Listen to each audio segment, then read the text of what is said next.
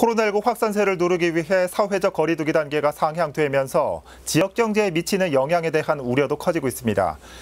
특히 이번에 집합금지가 시행된 업종의 경우 다른 업종과의 형평성에 어긋난다며 반발도 이어지고 있는데요. 계속해서 취재 기자와 얘기 나눠보겠습니다. 자, 엄정규 기자 어서 오시죠. 이번에 집합금지 업종으로 추가 지정된 것이 학원과 노래방 그리고 방문 판매 시설 등이죠. 네, 거기에 더해 헬스장, 당구장 등 실내 체육시설과 실내 스탠딩 공연장도 포함됐습니다. 네. 이 중에서 특히 학원가의 반발이 큰데요. 한국학원총연합회는 지난 7일 이와 관련해 보도자료를 내고 수도권 학원을 3단계에 해당하는 집합금지 조치를 적용한 것은 형평성에 어긋나는 조치라며 정부를 비난했습니다. 좀 더 자세히 들어가 보면 연합회 측은 학원은 이용자가 특정된 업종이라는 점을 강조했는데요. 예. 반면 PC방과 영화관 등은 불특정 다수가 이용하는 시설이지 않습니까? 이곳은 오후 9시까지는 영업이 가능합니다. 그에 반해 누가 이용했는지 알 수 있는 학원은 집합 금지가 됐다는 데 대한 반발입니다. 예.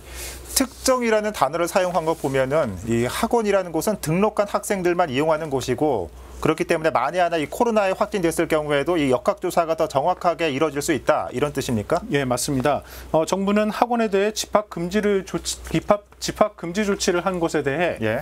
방학을 맞은 학생들의 외출과 이동을 최소화하기 위한 것이라고 설명했는데 현실은 학원을 못 가니 다른 곳에 아이들이 갈 수 있다는 게 계속해서 지적되는 부분입니다. 그렇군요. 이 밖에도 다른 업종에서도 형평성 문제가 불거지고 있다고요? 네, 많은 직장인들이 점심 드시고 카페에서 커피 한 잔 어떻게 보면 기본 코스죠. 예. 그런데 2.5단계에 접어들면서 매장 안에서는 취식을 못하게 됐습니다. 그런데 그 수요가 패스트푸드점이나 빵집으로 옮겨졌죠. 핀셋 거리두기 상황에서 누구는 되고 누구는 안 되냐는 불만은 있을 수밖에 없습니다. 예. 코로나가 확산하면서 불가피한 조치인 건 모두가 인정할 텐데 한편으로는 이 소상공인들의 피해도 걱정됩니다. 네, 그래서 더욱 주목받는 것이 바로 정부의 피해 대책입니다. 네.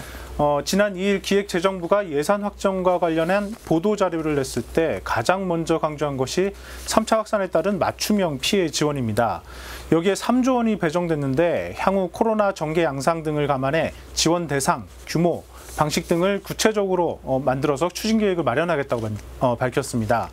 이 역시 이른 시간에 핀셋 지원이 필요할 것 같습니다. 예.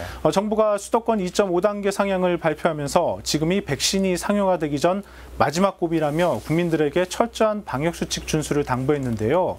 이후 정부도 철저한 피해 지원 대책을 마련하고 지원 과정에서 형평성 논란이 없도록 하는 것이 중요해 보입니다. 예. 백신과 치료제가 나오면 나아질 거라는 막연한 희망을 가지고 버티는 분들도 많은데 이런 희망이 꺾이지 않도록 이 정부의 세심한 대책 마련도 필요해 보입니다. 자, 엄 기자 수고했습니다.